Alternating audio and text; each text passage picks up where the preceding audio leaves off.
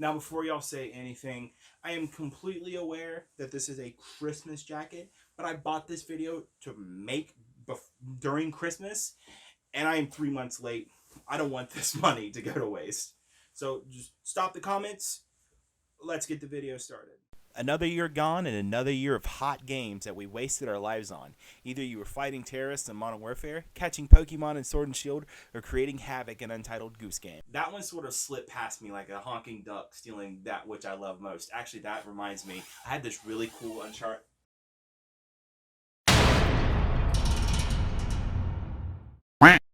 So this year I gathered my list of the best games that I played that stood out to me as being better than the rest. Now I'm going to lay down some ground rules because unlike my last video, I want this to have a little bit more structure. This list will only include games that I personally have completed all the way through, because if I didn't, well, I could just put anything that I've played at least once last year. So no Modern Warfare, no Borderlands 3, even though I really wanted to include that one, and it's only games that came out in 2019, so as much as I loved Assassin's Creed Odyssey, I'm not going to include that one. Oh, and this goes without saying, but spoiler warning.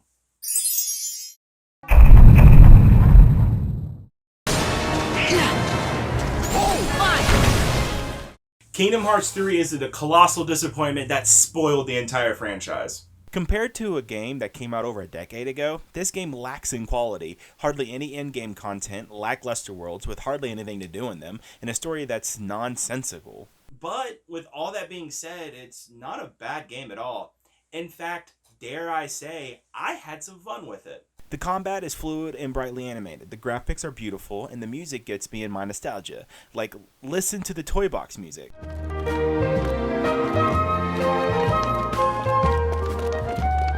And the story is batshit crazy, just like the rest of the series, which is odd, but I can't help but have a soft spot in my heart for. But please, do not take a shot every time they say heartless, or darkness, or something to do with friendship, because you're going to have to get your stomach pumped. I could honestly tear this game apart, but I can't ignore the fact that I had a lot of fun, and I let my nostalgia take control. I even went back to when I was a child, you know, when I didn't know how batshit crazy this timeline was. Kingdom Hearts 3 made me sad. So sad, in fact, that once I beat the game, I never wanted to pick it up again. But with all that being said, I enjoyed the catchy music, the fluid combat, and for a split second, it brought me back to my childhood, and it reminded me of why I love these games so much and why they're so important to me. So just based on nostalgia, it gets a pass for me in the number 10 spot.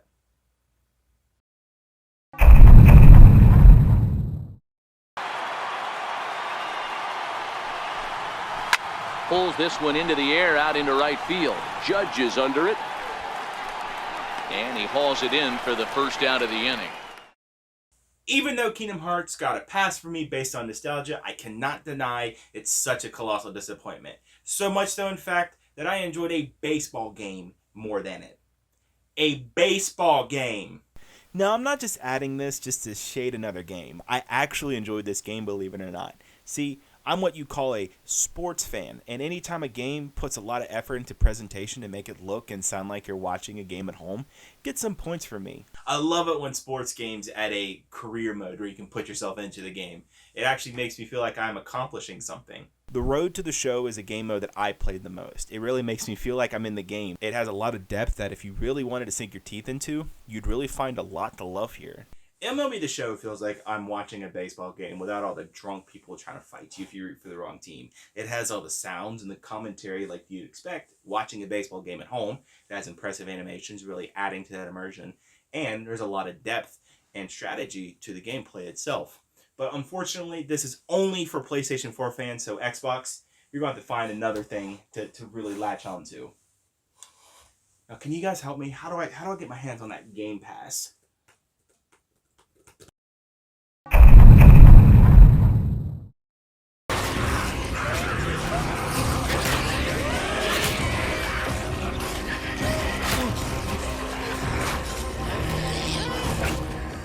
You know, I gotta say, this one, it's a mixed bag for me. On one hand, I think this game isn't up to PlayStation first-party standards, but on the other hand, I feel like this game is a tremendous first attempt at an open-world zombie game. I've never played a game that gave me so much mixed emotions. Like, for everything they do right, they mess it up somehow. For every horde I fight, there's a game crash that ruins it. For every emotional moment, there's a sinking realization that there's nothing to do in it. Kind of like real life. But this game is beautiful to look at. I was blown away at how much detail they added. Being their last game was a card game on the PS Vita, this is a huge step forward. Now, I'm not going to go into too much detail, but maybe someone is doing a full review of the game? Maybe? Days Gone is an enigma. I really wanted to love this game. In some aspects I do, but it was held back by so many terrible fucking glitches. But as a first attempt at a game this scale for a company that has hardly no experience with an open world game of this magnitude, I gotta say, I'm kind of impressed and I hope to see what they do in the next one. But the bar is set very low.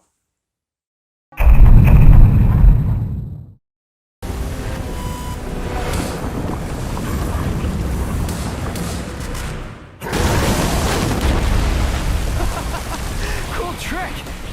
Hey, do you do parties?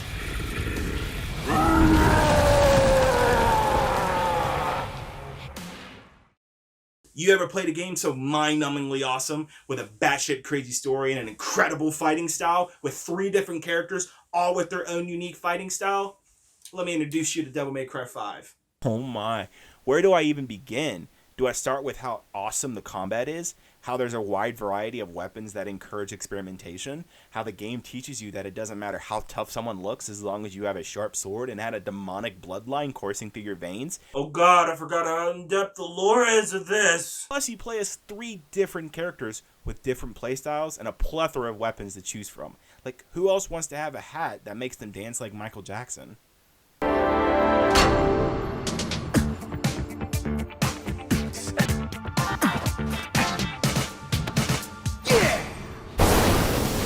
Devil May Cry has always been this hack and slash crazy adventure with an unapologetic story that's in your face. But I feel like now with the next gen technology, they're even to go even further. They're even to go even bloodier and gorier. The game is very beautiful to look at, and it's kind of like watching, kind of like a ballet with how each character moves and how it's different. It's kind of like playing anime, so take that as you will. Dark Souls, I love you so much. Uncharted, I cannot believe you said this. Let's kiss and consummate our relationship. Oh, yes, please. Oh. So that's how that happened. Star Wars Jedi Fallen Order is basically the combat of Dark Souls with the traversal of Uncharted within the timeline of the Star Wars franchise. Set a few years after Episode 3, a lone Jedi sets off into the galaxy to find his place among it. Funny enough, this game exceeded my expectations. I thought this game wasn't going to be as good as it ended up being, but, because of... The combat in this game is, well, Dark Souls-like. I know that's super easy to say, but it's basically lock on, defend, and wait for an opening to strike with grueling difficulty tacked on. Plus, what sets this game apart is the story. I love the story of Fallen Order, how this ragtag group of strangers finds hope in rebuilding the Jedi Order, how Cal Kestis goes from doubting himself to being a force to be reckoned with. Jedi Fallen Order is a lot like finding a new restaurant you like. When you first walked in, you didn't think you were going to enjoy it because of the owners of the restaurant, but then you find out, as the more you enjoy each little bit that is given to you, you actually like it a lot and you're really glad you tried it out. Actually, fun fact here, this game actually makes me want to go out and, absorb as much lore and go back and watch the movies because I have a greater appreciation of them now. No other media in Star Wars lore has made me want to do that. Not even the movies themselves. That has to count for something.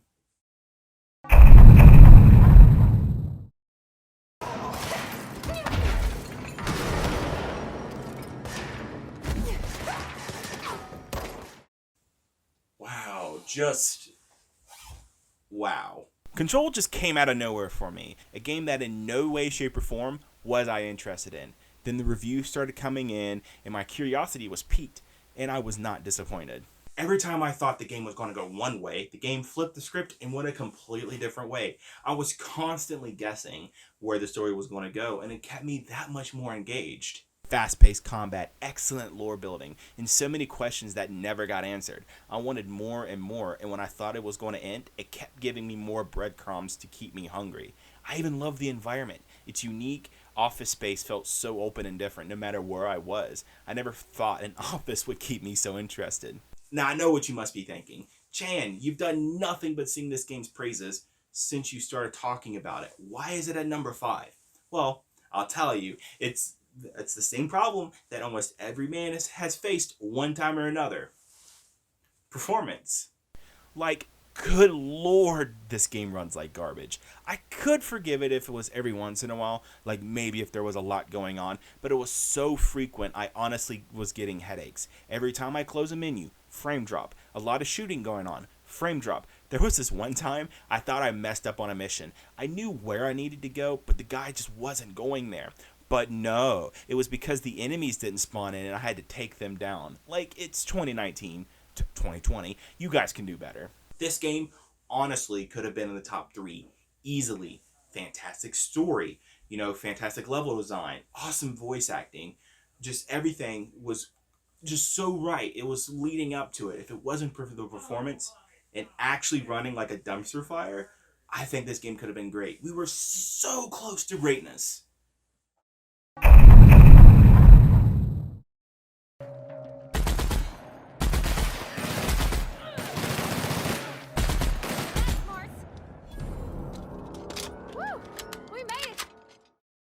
Oh yes, now we're getting into the good stuff. I love it when games rewards player with open thinking and tackling different missions different ways. And this game gives you the freedom to do just that. The Outer Worlds had big shoes to fill. Being made by Obsidian, the company who arguably did Fallout better than the people who actually make Fallout, they had a lot of pressure on their shoulders, but they did such a great job. I loved how this game takes the Fallout formula and goes back to what made the games great. Role-playing. Want to be a huge dick to everyone? You can. Want to be a savior to the hope? Go for it.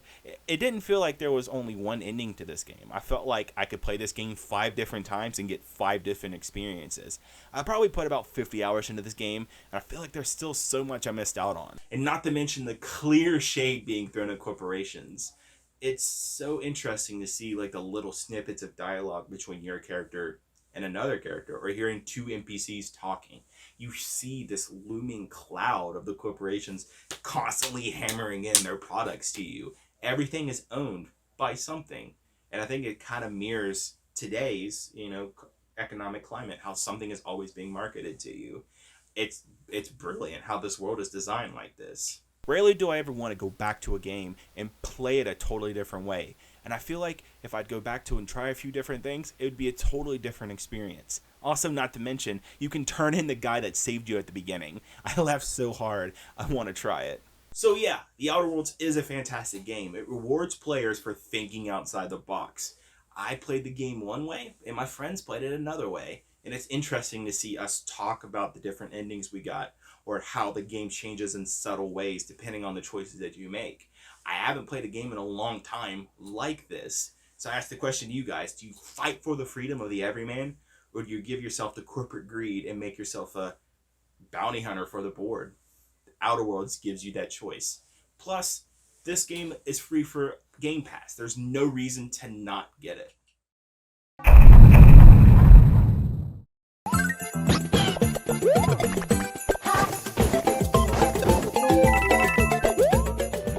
Alright, let's get this thing straight right now. I know you technically don't beat this game. It's endless. I've seen the video. But it's still fantastic nonetheless. Super Mario Maker 2 is a masterclass of a game studio, giving the players the tools to make their own game. And boy, did they ever. So many fantastic levels that range from idle scrollers to Kaizo levels. There's something for everyone in every skill level. Plus, for those more creatively driven than I am, go on and create your own levels. I've never been more impressed at people's creations, whether it be a scale-to-scale remake of the Great Deku Tree to a level with a 0.001% clear rate. Yeah, those exist. I loved having friends over and trying to beat a Mario Maker level. It really reminded me of being a kid, and all of my friends we would all sit together in a group and just play video games. Wow, I never expected it to be nostalgic over Mario Maker.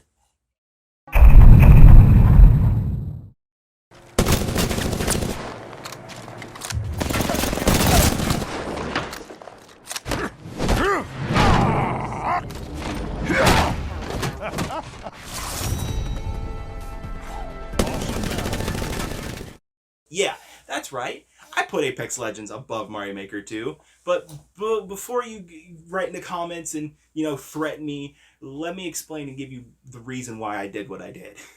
Apex Legends took the world by storm for like 2 months. But ever since it released, I've honestly been playing it like every day almost. The gameplay is so fast and, well, good. And it's the first multiplayer game I've played since Black Ops 1, where when I died, I thought to myself, one more. You can choose from a group of different legends with different abilities and counters. You can mix and match so many combinations to find out what really works. Plus, what sets this game apart is the amazing ping system that every game has copied since then. You can communicate with your squad mates without having a mic in. It's so good for someone, like me, who has crippling social anxiety. Is it perfect? No. Compared to Fortnite, the game kind of lacks in content, but where it does make up for it is fantastic gameplay in a community that wants to see this game reach its full potential. Oh, and these are the same people that made Jedi Fallen Order, so they've pumped out 2 great games this year. But there's only one other game that surpasses all of it. And what is that game? Well,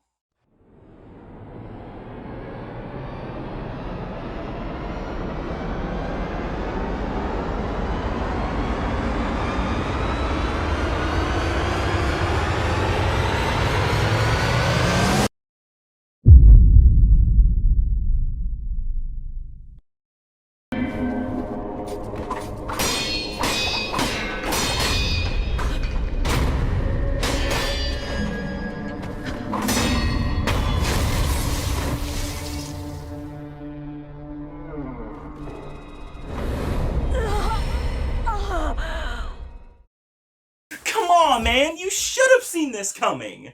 If I could put Sekiro into one word, I could say any word. I could say breathtaking, or I can say revolutionary. What I will say is this game is flawless. I honestly can't think of one negative thing about Sekiro. Everything I love about From Software games is here with so much more added. The game does away with RPG tropes that we are accustomed to and gives you a more streamlined experience. They change so much to the formula while keeping the soul of what makes these games so special. Now I could keep gushing about how great this game. Now I could keep gushing about what makes these games so great without talking about why people keep coming back to them. But I'll tell you, I'll let you in a little secret. That's right. It's the item text.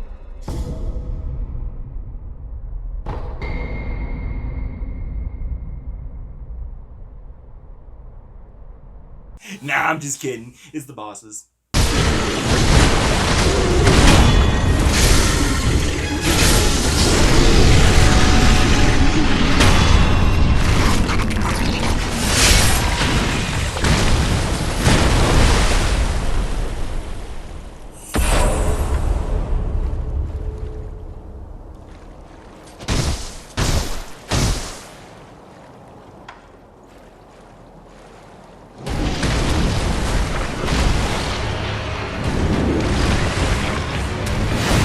Now, everyone knows about the Guardian 8 fight. I think that's most people's favorite boss fight. But let me tell you what my personal favorite boss fight is. So after finally finding Kiro, you're faced with the same man that cut your arm off and kidnapped your master. After an intense fight, cutscene. The sky goes dark. Lightning starts to strike. And after Genchiro's shirt gets destroyed, a single lightning bolt flashes behind him. And after that, the real fight begins. And I'm not even lying. My mouth dropped at this fight. It was so epic, and the way the story was told from something so simple like music and a cutscene really set the stage for the next act of this game. So yeah, little things like that prove just how epic and awesome this game really is. Now I don't want to give too much away because I really want you all to go out and play this game for yourself. And please do not let the difficulty discourage you. It is so rewarding to actually beat that boss and power through that roadblock just to see what lies ahead. It is so rewarding. And honestly, no other game this year has given me that satisfaction of climbing that hurdle and just seeing what's on the next end, seeing what this game keeps giving to me, even after the game constantly broke me time and time again. This game is fantastic. Just everything is just the perfect package. So yeah, that's my top 10 games for 2019. I know it's very late. I know everyone else has already done their top 10 games. But I wanted to make this list for me, myself personally, and I want to hear what your guys' top games are of 2019. Do you agree with me? Disagree with me? Did I forget any? Because there's a lot of games that I wanted to add on here, but I either forgot about or give honorable mentions to. But this was a great year, guys. Thank you so much for an awesome 2019, and I will see you in the next video, guys, whenever that is. Great things are coming. This is AgentBlackieChan, signing off, guys.